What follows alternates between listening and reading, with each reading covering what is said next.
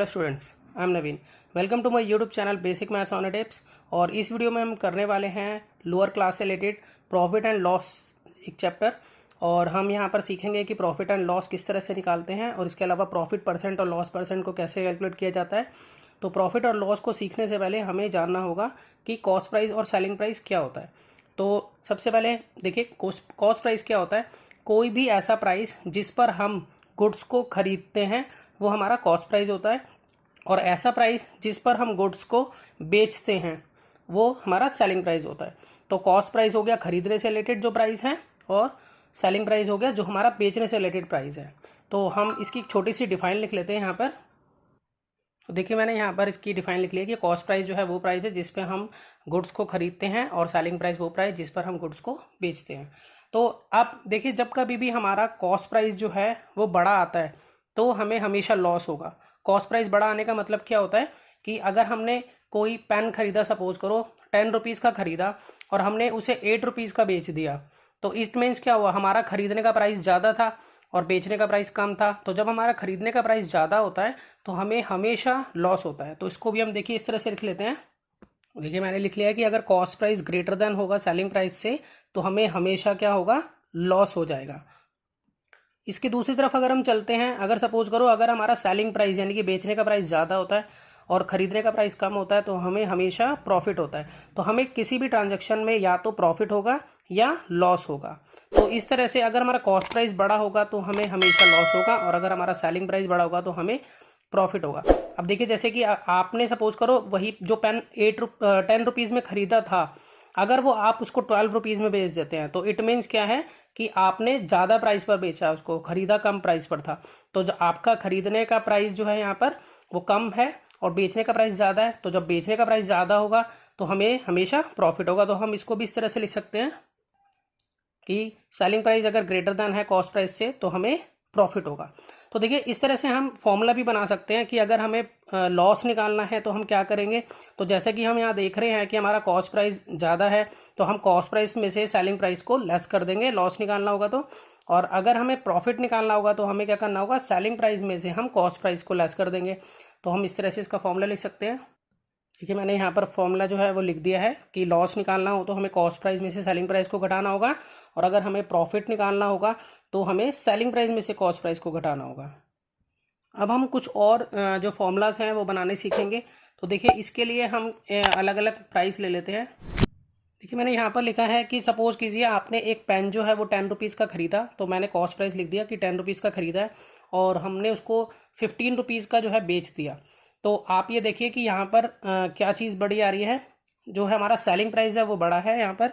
तो जब भी सेलिंग प्राइस बड़ा होता है, जैसा कि मैंने बताया देखिए ऊपर यहाँ पर, कि अगर सेलिंग प्राइस बड़ा होता है तो हमें हमेशा प्रॉफिट होता है। तो इस ट्रांजैक्शन में हमें जो है प्रॉफिट हो रहा है।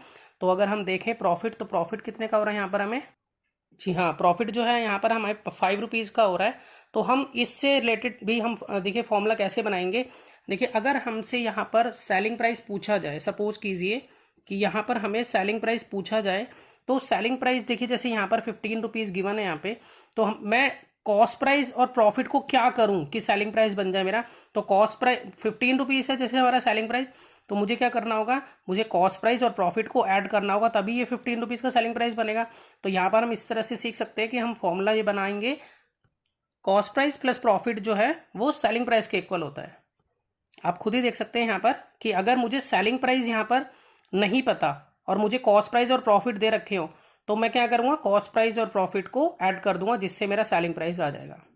ठीक है, इसमें एक चीज़ अब हम और भी समझ सकते हैं। तो यहाँ तो हमने सेलिंग प्राइस को निकालना था तो हमने इन दोनों को ऐड कराया। सपोज कीजिए अगर हमें यहाँ पर कॉस्ट प्राइस को निकालना हो, सपोज करो आपको कॉस्ट प्राइस नहीं पता, तो आप 15 और 5 का क्या करोगे आपस में कि कॉस्ट प्राइस बन जाएगा। तो हम यहाँ देख रहे हैं कि अगर हम 15 में से या 5 को लेस कर दें, यानी कि सेलिंग प्राइस में से अगर हम प्रॉफिट को लेस कर देते हैं तो हमारा कॉस्ट प्राइस के इक्वल आ रहा है। तो हम यहाँ एक और फॉर्मूला जो है बना सकते हैं, और वो फॉर्मूला देखिए क्या बना कि अगर हमें कॉस्ट प्राइस निकालना हो तो हमें क्या करना पड़ेगा कि सेलिंग प्राइस में से हमें प्रॉफिट को लेस करना पड़ेगा, तभी हमारा बनेगा। तो देखिए 15 में से जब 5 जाएंगे जब भी 10 आएंगे ना। और इसी तरह से हमने यहाँ पर सेलिंग प्राइस का कैसे बनाया था कि हमने कॉस्ट प्राइस और प्रॉफिट को ऐड किया था, तभी हमारा 15 बनेगा। तो इस तरह से हमारा जो है यहाँ पर दो फॉर्मूले जो है बन गए हैं, जो कि हमने नॉर्मली सीखे हैं कि किस तरह से वो बने थे। इसका पूरा मैंने तरीका समझाया आपको कि किस तरह से ये फॉर्मूले जो हैं बनाए गए हैं। उसी तरह से अभी हम 2 फॉर्मूले और सीखेंगे इसके। अब हम एक सिचुएशन और लेंगे जिसमें हमने जो पेन है वो सपोज कीजिए कि 10 रुपीज़ का ख़रीदा है, लेकिन हम उसे बेच जो है वो 8 रुपीज़ में रहे हैं। तो देखिए अब यहाँ पर मैंने लिख लिया है कि कॉस्ट प्राइस 10 रुपीज़ का है हमारा यहाँ, मतलब ख़रीदा हमने 10 रुपये में था और हमने पेन को बेचा 8 रुपये में, 8 रुपीज़ में बेचा, तो हमें यहाँ पर 2 रुपीज़ का लॉस हो गया है। तो अगर हमें यहाँ सेलिंग प्राइस कैलकुलेट करना हो तो कैसे करेंगे? तो देखिए सेलिंग प्राइस जो है 8 रुपीज़ है यहाँ पर, तो किस तरह से कैलकुलेट होगा? हम 10 और 2 का क्या करें आपस में कि 8 रुपीज़ आ जाए। तो हम यहाँ देख रहे हैं कि कॉस्ट प्राइस में से हमें लॉस को लेस करना पड़ेगा। तो हम इस तरह से यहाँ फॉर्मूला बना लेंगे अपना कि सेलिंग प्राइस अगर हमें निकालना हो तो कॉस्ट प्राइस में से लॉस को लेस कर देते हैं। उसी तरह से अगर हमें कॉस्ट प्राइस निकालना हो तो हम क्या करेंगे? तो देखिए अगर हमें कॉस्ट प्राइस निकालना तो कॉस्ट प्राइस कितना है हमारा 10 रुपीज़ है, तो हम 8 और 2 का क्या करें? यहाँ पर 8 और 2 का हमें आपस में प्लस करना होगा, तभी 10 रुपीज़ आएगा। तो इट मीन्स सेलिंग प्राइस में हमें लॉस को क्या करना होगा? ऐड करना होगा। और अगर हमें कॉस्ट प्राइस निकालना है तो हमें सेलिंग प्राइस में लॉस को ऐड करना होगा। तो हम ये फॉर्मूला लिख लेंगे यहाँ पर। तो देखिए इस तरह से हमारा फॉर्मूला जो है वो बन गया है कि कॉस्ट प्राइस निकालना है तो हमें सेलिंग प्राइस में लॉस को ऐड करना होगा, तभी हमारा निकल पाएगा। तो हम इस तरह से, अगर बच्चों आप भूल जाते हो पेपर में कि कौन सा क्या चीज़ ऐड करनी थी, क्या चीज़ लेस करनी थी, तो आप इस तरह से कोई भी एक सिचुएशन बना लीजिए जिसमें आप कॉस्ट प्राइस, सेलिंग प्राइस और लॉस उस और प्रॉफिट के अकॉर्डिंग आप जज कर लीजिए कि उसमें ऐड करना है या लेस करना है। तो मैंने आपको ये तरीका बता दिया इसको किस तरह से किया जाता है। अब हम इससे रिलेटेड कुछ क्वेश्चंस करेंगे, ठीक है, जो आप अगर फॉर्मूला अपने माइंड में रखेंगे तो आपके क्वेश्चन बहुत इजीली निकलेंगे, ठीक है। तो हम कुछ क्वेश्चंस करते हैं इस प्रॉफिट एंड लॉस से रिलेटेड। तो चलिए शुरू करते हैं क्वेश्चंस जो कि प्रॉफिट एंड लॉस से रिलेटेड हैं। तो देखिए क्वेश्चन नंबर 1 में हमें दिया है कि अ shopkeeper bought a shirt for ₹400 and sold it for ₹600, find his profit और लॉस।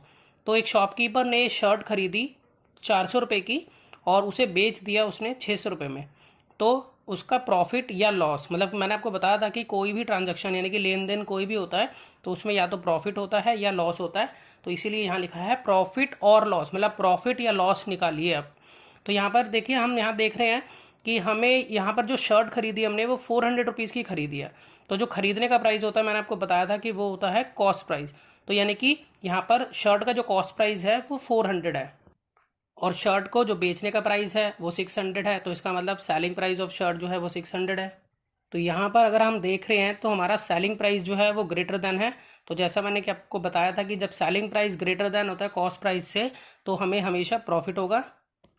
तो प्रॉफिट का जो फॉर्मूला है हम वो लिख लेंगे कि selling price minus cost price होता है। तो यहाँ हम सेलिंग प्राइस में से कॉस्ट प्राइस को लेस करेंगे तो हमारे पास यहाँ पर प्रॉफिट जो है वो 200 रुपये का आ जाता है, यानी कि 200 रुपीज़ का हमें प्रॉफिट हो गया शर्ट को बेचने से। चलिए अगले क्वेश्चन की तरफ चलते हैं। देखिए अगले क्वेश्चन में है a dealer of TV bought TV for ₹15,600 and gave ₹500 for handling charges.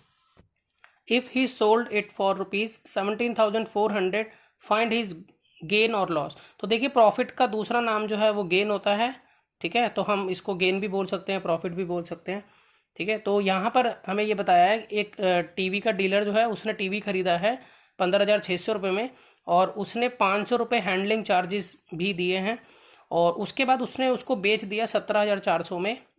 तो उसको क्या गेन या लॉस हुआ वो आप बताइए यहाँ पर।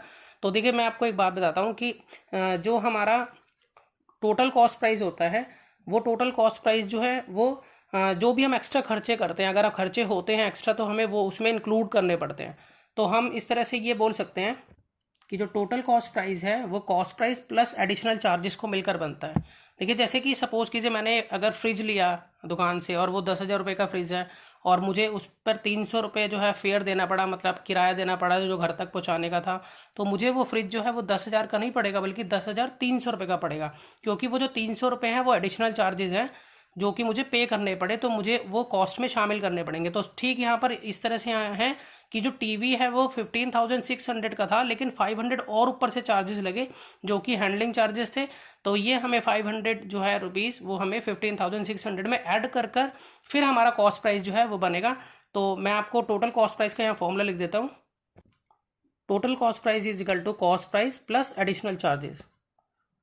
तो यहाँ पर हमें जो जो चार्जेस गिवन है वो हम यहाँ पर लिख लेंगे कि जैसे कि हमारा कॉस्ट प्राइस यहाँ गिवन है 15,600 और एडिशनल चार्जेस 500, तो हम इसमें लिखकर टोटल कॉस्ट प्राइस निकाल लेते हैं पहले। तो जब हमने इन दोनों को लिखकर ऐड किया तो हमारे पास जो है कॉस्ट प्राइस आ गया अब 16,100। अब जैसे कि हमें सेलिंग प्राइस गिवन है यहाँ पर 17,400, हम इसे लिख लेते हैं। तो जैसा कि अगर हम यहाँ देखें तो हमारा जो सेलिंग प्राइस है वो ग्रेटर देन है कॉस्ट प्राइस से, और जब कभी भी हमारा सेलिंग प्राइस ग्रेटर देन होता है कॉस्ट प्राइस से तो हमें हमेशा जो है वो प्रॉफिट होता है। तो हम यहाँ पर पहले प्रॉफिट का फॉर्मूला लिखेंगे और फिर प्रॉफिट को निकाल लेंगे यहाँ पर। तो यहाँ पर हमने कैलकुलेट किया तो हमने पाया कि जो हमारा प्रॉफिट है वो आया है हमारा 1300 रुपीज़ में। तो देखिए बहुत ईजी क्वेश्चन था ये भी। तो अगले क्वेश्चन की तरफ बढ़ते हैं। अच्छा, पिछले क्वेश्चन में आप चाहें तो फॉर्मूला भी लिख सकते हैं, जैसा कि मैंने सीधा डायरेक्ट पुट करके वैल्यूज़ निकाल ली है प्रॉफिट की। तो आप चाहे तो फॉर्मूला लिख सकते हैं इस तरह से। देखिए मैंने यहाँ पर ये लिख कर दिखा दिया कि प्रॉफिट का formula selling price minus cost price होता है। तो यहाँ पर ये मेरा सेलिंग प्राइस था और ये मेरा कॉस्ट प्राइस था, जिसको आपस में लेस करके मैंने प्रॉफिट को कैलकुलेट कर लिया। आइए नेक्स्ट क्वेश्चन में चलते हैं। देखिए इस क्वेश्चन में गिवन है हमें क्वेश्चन नंबर 3 में, a shopkeeper sold the food grains for ₹3,850 making a profit of ₹225। Find out his cost price. देखिए इस क्वेश्चन में एक शॉपकीपर है, उसने फूड ग्रेन्स जो हैं वो 3,850 रुपये के बेच दिए हैं और बेचने के बाद उसको 225 रुपये का प्रॉफिट हो गया है। तो हमें उसका कॉस्ट प्राइस जो है कैलकुलेट करना है। तो देखिए कॉस्ट प्राइस कैलकुलेट करने के लिए मैंने आपको पहले फॉर्मूलाज बताए थे यहाँ पर, जो कि मैंने आपको बनाने भी सिखाया था कि किस तरह से वो बनाए जाते हैं। देखिए अगर आप यहाँ देख पा रहे हैं तो यहाँ पर कॉस्ट प्राइस निकालने के लिए क्या फॉर्मूला है मैंने लिखवाया था, सेलिंग प्राइस में से आपको प्रॉफिट को लेस करना है। और मैंने आपको समझाया था कि यहाँ किस तरह से फॉर्मूला जो है वो बनाया गया है। तो इसका फॉर्मूले का यूज़ करेंगे और हम कॉस्ट प्राइस को कैलकुलेट करेंगे। तो देखिए यहाँ पर मैंने सेलिंग प्राइस लिखा फूड ग्रेन्स का, प्रॉफिट लिखा कितना है 225, और कॉस्ट प्राइस का formula selling price minus profit होता है वो लिखा, जैसा कि मैंने आपको अभी दिखाया था। फिर सेलिंग प्राइस मैंने यहाँ से लिख दिया 3,850 और प्रॉफिट जो है उसमें से माइनस किया 225। तो मेरे पास जो है कॉस्ट प्राइस का आंसर जो है आ गया 3,625। तो बहुत ईजी था। अगर आपको फॉर्मूले आते हैं तो आप किसी भी तरह का कोई भी क्वेश्चन आप कर पाएंगे। तो आइए और क्वेश्चंस करते हैं इसके। देखिए क्वेश्चन नंबर 4 में बताया गया है कि Ajay bought a scooter ₹8,500 and sold it for ₹6,800 due to some defect. How much amount did he loss on selling price. तो अजय ने एक स्कूटर यहाँ खरीदा है 8,500 का और उसने उसको 6,800 का बेच दिया कुछ डिफेक्ट होने की वजह से। तो कितने अमाउंट का उसे लॉस हुआ सेलिंग प्राइस पर, तो हमें यहाँ निकालना है। तो सबसे पहले मैं यहाँ लिख लेता हूँ कि स्कूटर का कॉस्ट प्राइस कितना था, सेलिंग प्राइस कितना था। और जैसा कि आप जानते हैं कि अगर मेरा कॉस्ट प्राइस बड़ा होगा तो मेरा लॉस होगा, तो यहाँ पर वही है क्योंकि मेरा कॉस्ट प्राइस बड़ा है यहाँ पर। तो कॉस्ट प्राइस मेरा 8,500 है और सेलिंग प्राइस 6,800 है। तो मतलब कम में मैंने बेचा है, मतलब मैंने नहीं सॉरी अजय ने बेचा है कम में, तो यहाँ पर इसी वजह से उसको लॉस होगा। तो लॉस का फॉर्मूला क्या होता है हमारा, कॉस्ट प्राइस में से सेलिंग प्राइस को हम लेस करते हैं क्योंकि यहाँ कॉस्ट प्राइस बड़ा है। ठीक है, तो मैं इसको लिख लेता हूँ कॉस्ट प्राइस सेलिंग प्राइस क्या क्या है यहाँ पर। देखिए मैंने यहाँ पर लिख दिया है कि कॉस्ट प्राइस जो है स्कूटर का वो 8,500 है, सेलिंग प्राइस जो है वो 6,800 है। तो यहाँ पर हमारा कॉस्ट प्राइस बड़ा है तो कॉस्ट प्राइस ग्रेटर देन है सेलिंग प्राइस से, तो इसलिए हमें लॉस हो गया। तो लॉस का फॉर्मूला कॉस्ट प्राइस में से जब हम सेलिंग प्राइस घटाते हैं तब हमारा लॉस आता है। तो कॉस्ट प्राइस हमने पुट किया यहाँ पर 8,500, उसमें से हम माइनस करेंगे सेलिंग प्राइस को जो कि 6,800 है। तो हम दोनों को लेस करके जो हमारा आंसर आता है लॉस का वो आ जाता है 1,700 रुपीज़। आइए नेक्स्ट क्वेश्चन की तरफ चलते हैं। देखिए इस क्वेश्चन में है, a man bot an old scooter for ₹7,000, he spend ₹1,250 on it's repairing. If he sold it for ₹8,500, find his gain और लॉस। तो एक आदमी ने पुराना स्कूटर जो है वो 7,000 रुपये का खरीदा और उसने 1,250 रुपये उसकी रिपेयरिंग पे लगा दिए, और फिर उसके बाद उसने रिपेयरिंग पे लगाने के बाद उसने स्कूटर जो है वो बेच दिया 8,500 रुपीज़ में। तो हमें यहाँ पर गेन या लॉस जो भी हुआ है दोनों में से एक वो हमें निकालना है। तो जैसा कि मैंने आपको बताया था कि टोटल कॉस्ट प्राइस निकालना हो तो हमें कॉस्ट प्राइस में एडिशनल चार्जेस को ऐड करना पड़ता है। तो यहाँ पर जो 1,250 रुपये रिपेयरिंग के हैं वो हमारे एडिशनल चार्जेस हैं। तो हम 7,000 में 1,250 रुपीज़ को ऐड करेंगे जिससे कि हमारा कॉस्ट प्राइस आएगा, और फिर हम कॉस्ट प्राइस और सेलिंग प्राइस को कंपेयर करेंगे कि कौन सा बड़ा है। अगर हमारा सेलिंग प्राइस ग्रेटर देन आता है तो हमारा प्रॉफिट होगा यानी कि गेन जिसे हम बोलते हैं, और अगर हमारा कॉस्ट प्राइस बड़ा आता है, टोटल कॉस्ट प्राइस की बात कर रहा हूँ मैं यहाँ पर, तो हमें यहाँ पर लॉस होगा। उसके अकॉर्डिंग ही हम प्रॉफिट या लॉस को यानी कि गेन और लॉस को लिखेंगे। तो सबसे पहले मैं यहाँ निकाल लेता हूँ कि हमारा यहाँ टोटल कॉस्ट प्राइस कितना आ रहा है और सेलिंग प्राइस क्या है वो लिख लेता हूँ। देखिए यहाँ पर मैंने लिख लिया है कि कॉस्ट प्राइस जो स्कूटर का वो 7000 है और हमने उस आदमी ने रिपेयरिंग पर स्पेंड किए हैं 1250। तो इस तरह से हमने इन दोनों को ऐड किया तो हमारे पास जो टोटल कॉस्ट प्राइस है वो आ गया 8250। लेकिन स्कूटर जो है उस आदमी ने बेचा था 8500 का। तो यहाँ पर स्कूटर जो है वो ज़्यादा का बेचा है, 8500 जो है वो ज़्यादा प्राइस है कॉस्ट प्राइस से। तो इसलिए जब कॉस्ट प्राइस छोटा होता है और सेलिंग प्राइस बड़ा होता है तो हमें प्रॉफिट हो जाता है। तो हम यहाँ पर प्रॉफिट का फॉर्मूला लगाएंगे और हम अपना प्रॉफिट जो है यानी कि गेन हम यहाँ निकालेंगे। प्रॉफिट को गेन भी बोलते हैं। देखिए यहाँ पर मैंने लिख लिया है कि यहाँ पर सेलिंग प्राइस ग्रेटर देन है कॉस्ट प्राइस से। तो जब सेलिंग प्राइस ग्रेटर देन होगा कॉस्ट प्राइस से तो गेन होगा। और गेन का फॉर्मूला जो है वो होता है selling price minus cost price. जैसे कि मैंने आपको बताया था गेन जो है प्रॉफिट ही होता है। तो यहाँ पर हमने सेलिंग प्राइस पुट किया अपना जो कि 8500 था, उसमें से कॉस्ट प्राइस जो कि 8250 था। तो हमने इन दोनों को जब आपस में लेस किया तो हमारे पास 250 रुपीज़ का जो है वो प्रॉफिट आ गया। तो बहुत ही ईजी क्वेश्चन था। आपको फॉर्मूले अच्छे से आते हैं तो आप कोई भी क्वेश्चन कर लेंगे। तो अब चलते हैं नेक्स्ट क्वेश्चन की तरफ। क्वेश्चन नंबर 6 देखिए इस क्वेश्चन में है a shopkeeper bought a dining table for ₹5300 due to some defect he sold it with a loss of ₹450। Find the selling price of the dining table. तो यहाँ पर एक शॉपकीपर ने एक डाइनिंग टेबल जो है वो खरीदी है जो कि 5300 रुपये की खरीदी और कोई डिफेक्ट होने की वजह से उसने उसको बेचा और उसने बेचने पर उसको लॉस हो गया 450 रुपये का। तो हमें यहाँ पर सेलिंग प्राइस जो है फाइंड आउट करना है डाइनिंग टेबल का। तो सेलिंग प्राइस निकालने के लिए मैंने आपको बताया था कि जो फॉर्मूलाज हैं कुछ ऐसे होते हैं। देखिए यहाँ पर मैंने आपको बताया था कि सेलिंग प्राइस अगर हमें निकालना है, अगर कॉस्ट प्राइस हो और लॉस हो तो हम आपस में इसको क्या करेंगे, लेस करेंगे। और ये किस तरह से बनता है मैं आपको ऑलरेडी बता चुका हूँ। तो हम ये वाला फॉर्मूला लगाकर, क्योंकि हमारे पास कॉस्ट प्राइस भी मालूम है हमें यहाँ और लॉस भी मालूम है, तो हम सेलिंग प्राइस को ईजिली कैलकुलेट कर सकते हैं यहाँ पर। तो इस फॉर्मूले की हेल्प से हम इसको कैलकुलेट कर लेंगे। तो देखिए यहाँ पर कॉस्ट प्राइस ऑफ टेबल जो है वो हमें यहाँ लिखा दिया हुआ था, जो कि हमने यहाँ से लिख दिया 5300 और लॉस हमारा 450 वो हमने लिख लिया यहाँ पर। और सेलिंग प्राइस का फॉर्मूला मैंने आपको अभी दिखाया था कि कॉस्ट प्राइस में से लॉस को लेस कर देंगे तो हमारा सेलिंग प्राइस आ जाएगा। तो इस तरह से कॉस्ट प्राइस लिख लिया और लॉस लिख लिया और आपस में जब हमने इसको लेस किया तो 4850 रुपीज़ का जो है वो हमारे पास सेलिंग प्राइस यहाँ पर आ गया जब हमने लॉस को लेस किया इसमें से कॉस्ट प्राइस में से। तो इस तरह से आप और भी बहुत सारे क्वेश्चंस कर सकते हैं। तो आपको बस फॉर्मूले अपने माइंड में रखने हैं, जो फॉर्मूलाज मैंने आपको शुरू में बताए थे, स्टार्टिंग में जो समझाए थे।